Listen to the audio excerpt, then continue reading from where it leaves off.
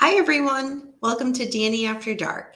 If you're new here, make sure to like and subscribe so you don't miss a notification or a new episode. Tonight, I'll be doing the case review of the murder of Mia Zapata. And this was actually a case recommendation by the other Mimi. So I'm very excited to cover this case with you guys. In all honesty, this was one that I did not know whatsoever.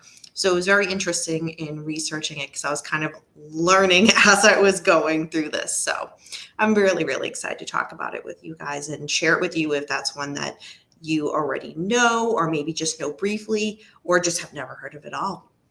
But anyway, before we dive into tonight's case review, let's see who's here tonight. Hi, James Watson. Let's see, I mixed up Mia Zapata with Viva Zapata.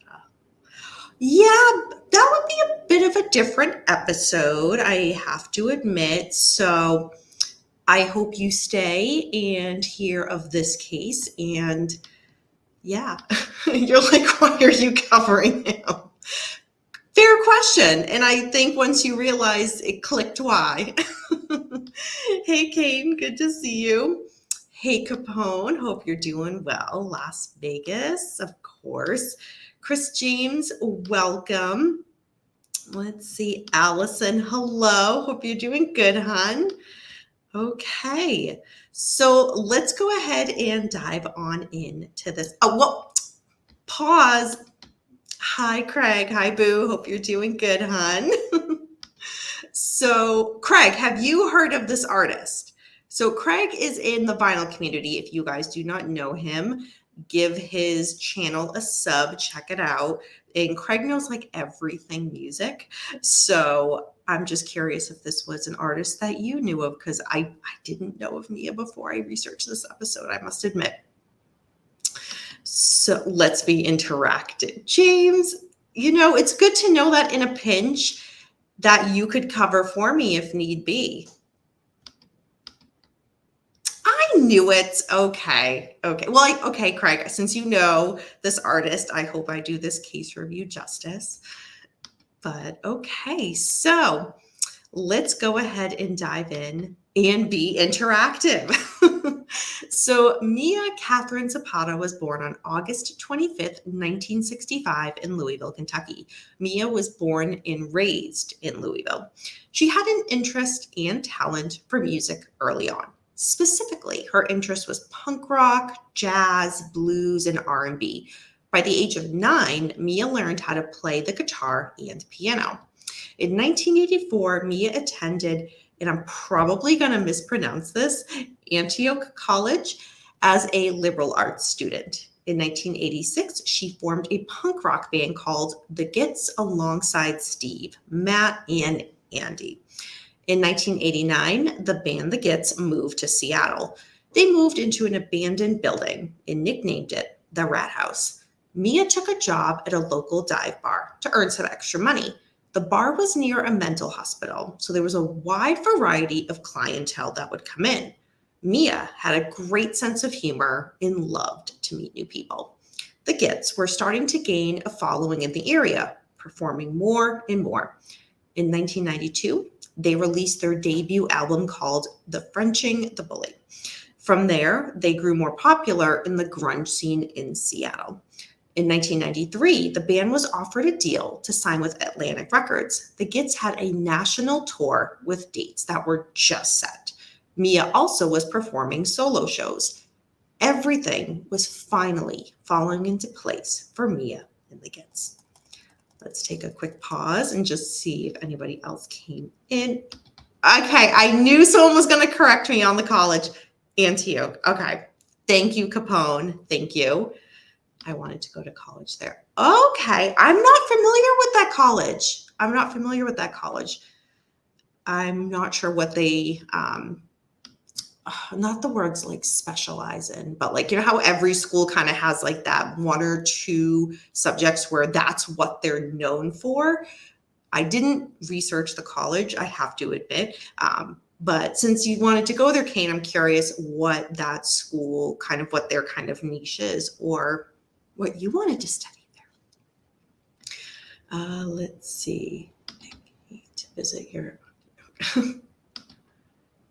Is that the one in Massachusetts? Are you thinking Holyoke? I think you might be thinking Holyoke, because I'm not familiar with Antioch here. Okay, assuming I pronounced it right. Thank you, Capone. All right. So while we are getting into that, and if we don't know by the end of the episode, I'll just look it up at the end. Don't all colleges teach? Well, James, that's a whole nother episode. Ohio. Thank you, Capone. Thank you. I think you're thinking Holyoke. Not Holyoke. Oh my God. Holy Cross. Holy Cross. Sorry. Oh, Vermont. It's one of those Mondays, right? Yellow Springs, Ohio. Thank you. Thank you. I don't know why I was thinking Holyoke. Okay. So we flash forward now to July 7th, 1993 at around 2 a.m. Mia, who was at the Comert Tavern that night, was just leaving. The Gits were ready to head out on tour in just a few days. Mia was staying at a studio space in the basement of an apartment building located just about a block away. She briefly visited a friend who lived on the second floor. She was wearing her headset and listening to music as she was walking a few blocks north to a friend's apartment. She even decided to take a long walk south to her home. However, she never made it.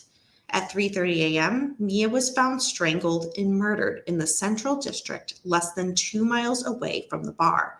She was only 27 years old. Police took swabs from Mia's body and confirmed the presence of saliva. The local community was devastated by this horrific and actually senseless all-around murder. And worst of all, the killer was unidentified and on the loose. Mia, her friends created a self-defense group called Home Alive. Home Alive had organized benefit concerts in cities with the participation of many of Seattle's music elite. There were bands such as Nirvana, Pearl Jam, Soundgarden, Heart, and the Presidents of the United States of America that all contributed and performed. Hootie and the Blowfish and Sonic Youth also donated money. All of this helped raise funds. The Gits released their second album after Mia's passing. It was called Enter the Conquering Chicken. The album cover was a painting of Mia by artist Mark Pollard. He actually created it the day that Mia was murdered. On July 28th, 1994, Seven Year Bitch, another local band who had played numerous concerts with the Gits, released their new album and called it Mia Zapata.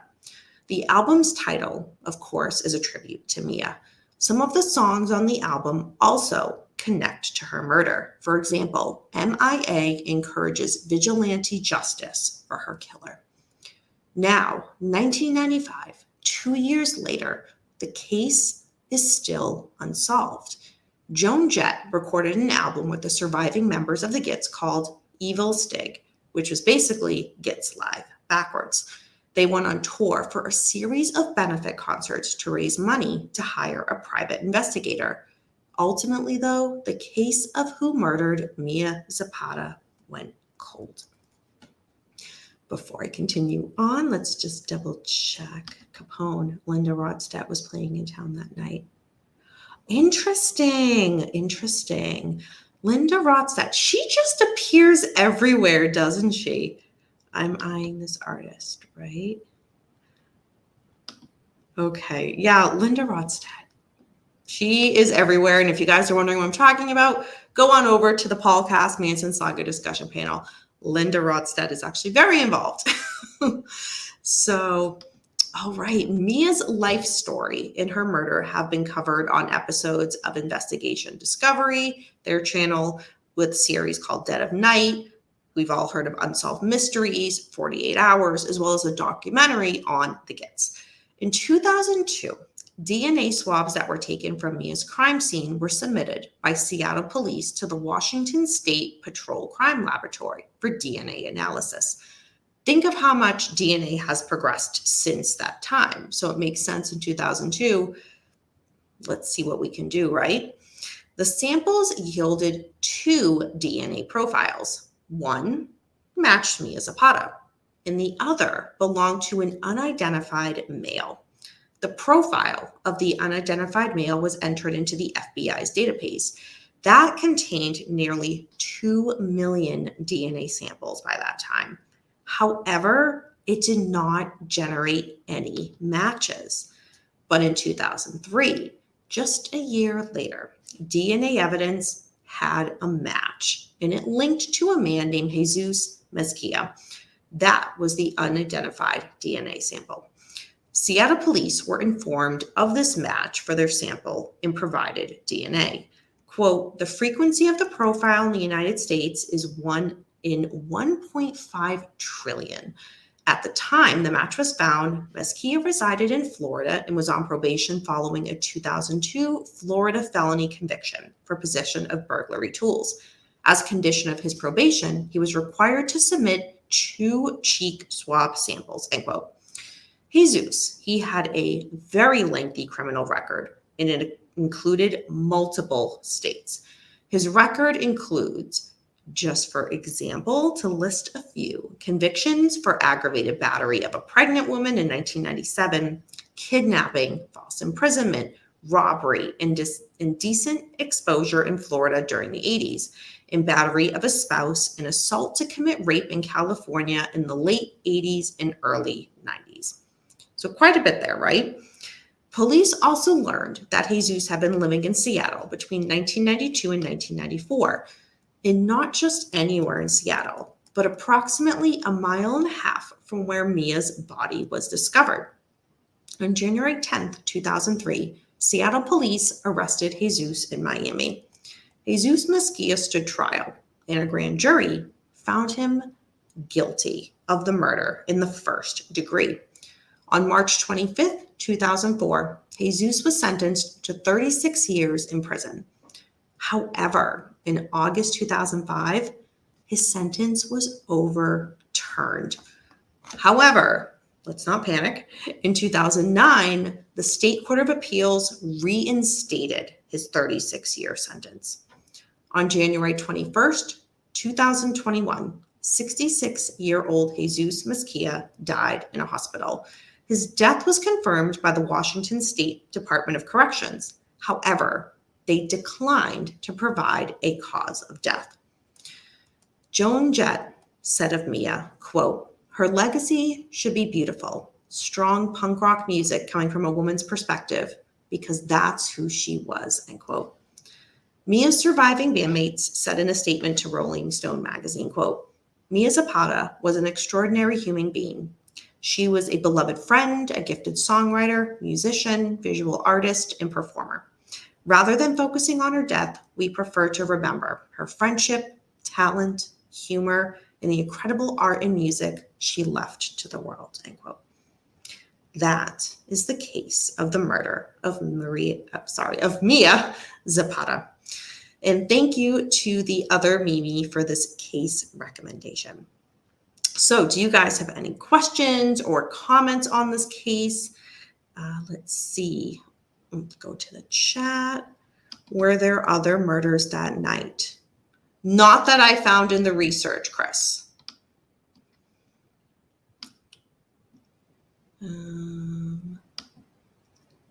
Not sure what you're referring to. Let's see. James Watson, does this guy know Courtney Love? Oh my goodness. Oh goodness. So yeah, what I kind of took away from this, again, because this was brand new. Hey Todd, welcome. I literally just finished saying the case, but welcome. So if you are interested in learning more about that, just go back and watch it on the repeat. But I'm glad you made it for the live. So what I took away from this was really an incredible sense of community from the Seattle music scene. There was not just the bands that the Gits knew that really stood behind them, but there were just so many other music bands, especially the benefit concerts and tributes that they had to raise funds to hire that a private investigator to get the case solved. there was so many, not just kind of local bands that they performed with, but more also well-known established bands that lent their time to this. I think it just goes to show the reach that Mia had in the music community and just as a person, that so many people were willing to help and to donate from the music industry to help solve this murder. Also, what I took away from this was, I mean, and I don't think anybody's incredibly surprised in regards to the advances in DNA that unfortunately it did take a bit longer to solve this, but ultimately they did get someone. In regards to Jesus being sentenced to just 36 years in prison, that really did not seem justice. Again, especially where so much time had passed from the murder to when he was caught. He got to essentially live about 10 years out after. Was he committing crimes in between? Oh, I'm sure he was. But ultimately, he got to still live his life after, taking away and just abruptly ending Mia's. So when I heard it was the 36-year, term sentence for prison, I was like, it just doesn't seem right. It just doesn't seem right.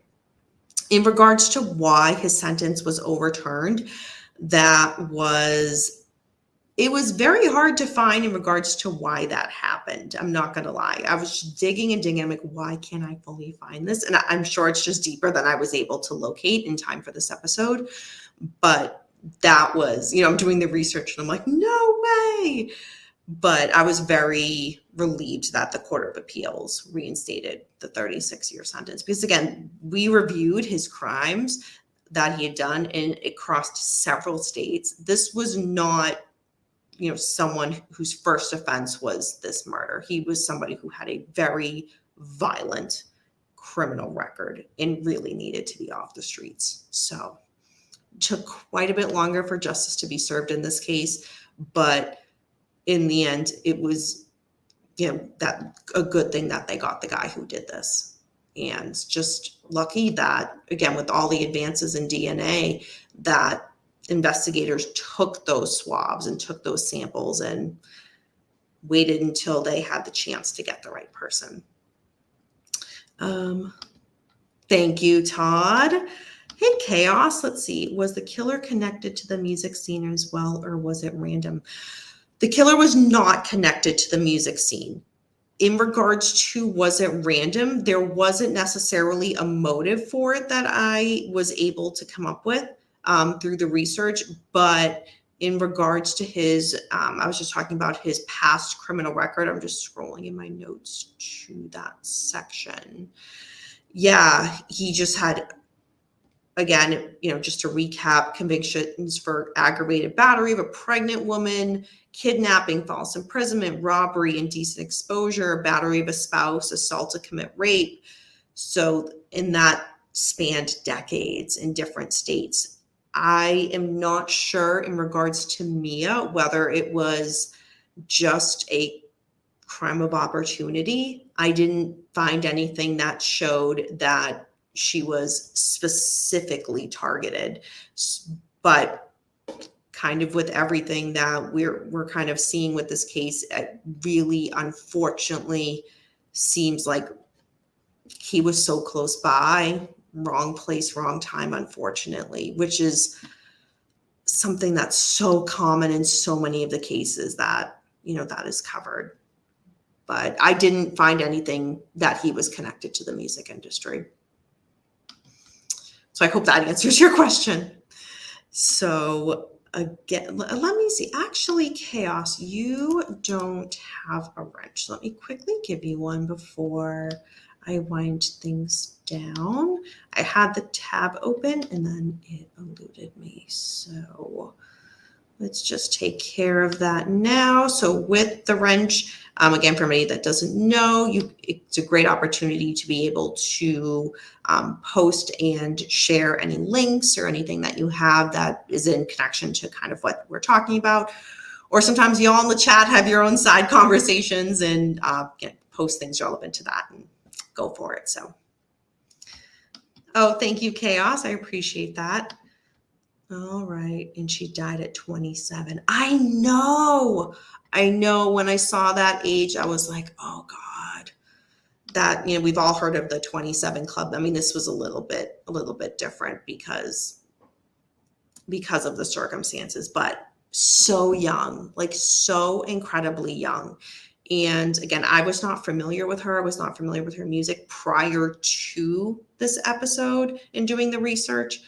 But, hearing it since, it's just what a talent. Like, we were just, the music industry, we were just so robbed of somebody who really had so much to provide. Like, we only got to see the beginning of what she could have offered, which is really unfortunate. That age, right? Exactly. I know when I saw that age, and I was just like, oh God. So, all right, everybody. Well, thank you for joining me for this episode of Danny After Dark. Again, thank you to the other Mimi for this case recommendation, again, for the murder of Mia Zapata. If anybody has any other questions or comments, leave them in the comment section of this video, and I will certainly get back to you on that. Other than that, there will be a weekly True Crime and Chill later on in the week, so definitely stay tuned for that. This past one last week was a little bit rowdy. It was a little bit rowdy. We had a special guest, but it was a lot to unpack. So that was a really great episode that we got to go over with you guys. So one last look at the chat before we end for tonight. Sounds like she was loved by a lot of people. Oh my gosh, Allison. Yes, absolutely. That is so spot on. Reading a lot of the names of, again, some of the music, other music artists in the industry that supported her and contributed to her, benefit and to raise the funds for finalizing and figuring out who committed this crime. It was just, there was a lot of support, and she was really, sounds like really close with Joan Jett. So Joan got to, make that statement at the end, again, that her legacy should be beautiful, strong punk rock music coming from a woman's perspective, because that's who she was. So on that note, everybody enjoy the rest of your evening. Thank you for joining me tonight. And remember, until next time, we don't live in darkness. Darkness lives in us. Bye, everyone.